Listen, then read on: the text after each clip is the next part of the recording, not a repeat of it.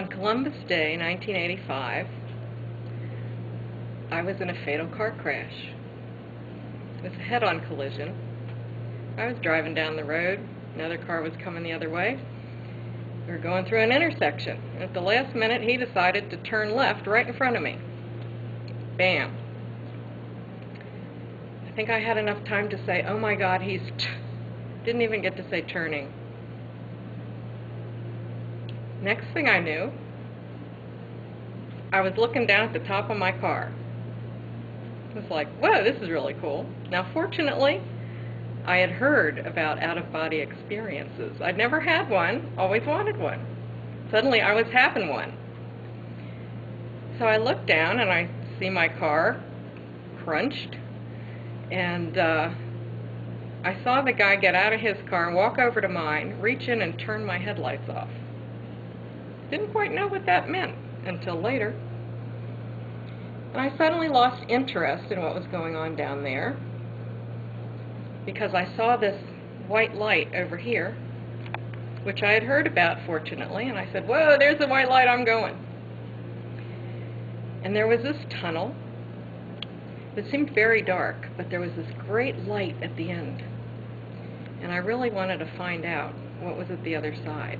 And there was this feeling that was coming through this tunnel of love. And I just sort of thought, I want to go through that. And the next thing, I was through it. And I was in this place, but it wasn't a place like here. It was an environment, an atmosphere. And it was love. It was amazing. It was total bliss, total joy, total love, total acceptance, total everything is fine and always will be and always has been. It felt like home. It felt like that's where I belonged, and that's the way it's supposed to feel all the time. But of course that's not the way it feels here. So I sort of looked around, and I think I needed to have a concept of place, so suddenly it sort of seemed like a place again. And I looked over to the right and I saw all these relatives of mine who had died before, and they were waving and smiling, and I smiled and waved, but I didn't feel like I was supposed to go over and talk to them because that's sort of not why I was there. But it was good to see them, and they were all doing great. And I could just feel that. And the next thing I knew, I was standing in the middle of a circle of these 12-foot beings of light.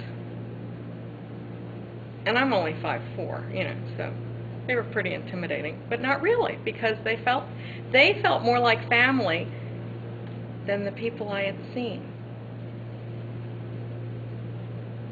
And they felt so familiar and so loving. And I remember saying, I'm not going back there because it's nasty. People are mean, and it's like walking through hip-deep molasses, just trying to get anywhere or do anything, and people are nasty to each other, and it's just bad, and I'm not going back. And it sort of felt like I was having an argument with them, but when I think about it, they weren't really arguing. I was just sort of standing there going like this, and they were sort of going, yes, dear, it's all right, dear. You're doing fine. You can do whatever you want. And it just seemed to go on for this timeless period. And I really wanted to stay because it was really good there.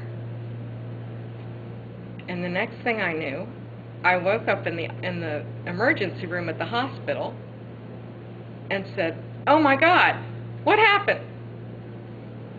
And the nurse said, you were in a car accident. And I said, that's not what I mean, because I wasn't supposed to come back.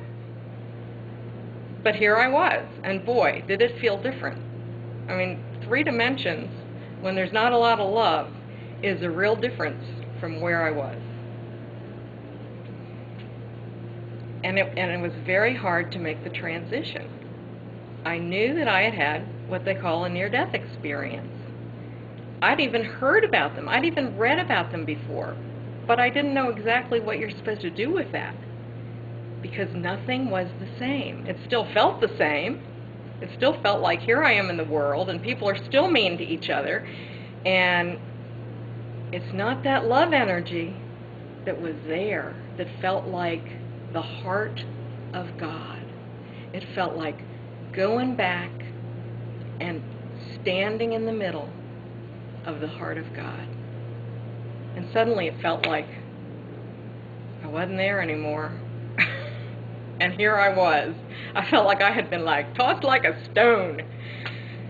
So they say it takes about 15 years to incorporate one of these experiences, and I think that's true, because my understanding of it changed over time, and here it is 2007, so it's been over 20 years.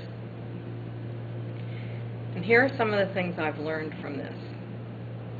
Your priorities change because you realize that the most important thing is love.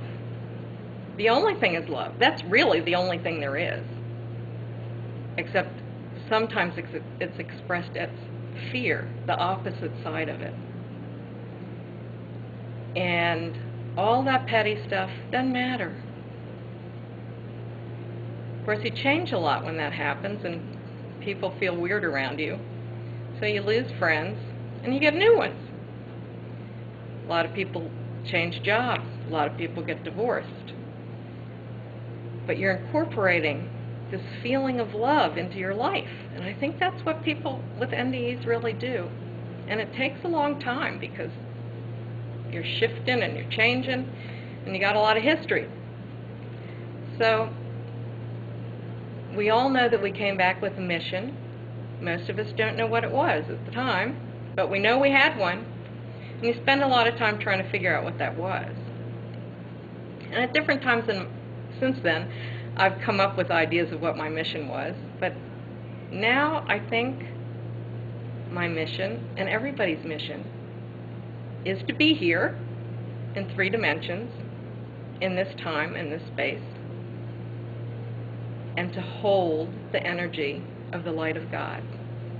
Just hold it. We don't have to do anything. Just hold that energy. And as we hold it, we help other people around us find that energy and feel that energy. Humanity is changing, humanity is evolving, and this is the time. And all you have to remember is there is nothing out there to fear. You are a divine, powerful being. We all are. We're all part of God. We're all part of love. That's who we are. We are the heart of God.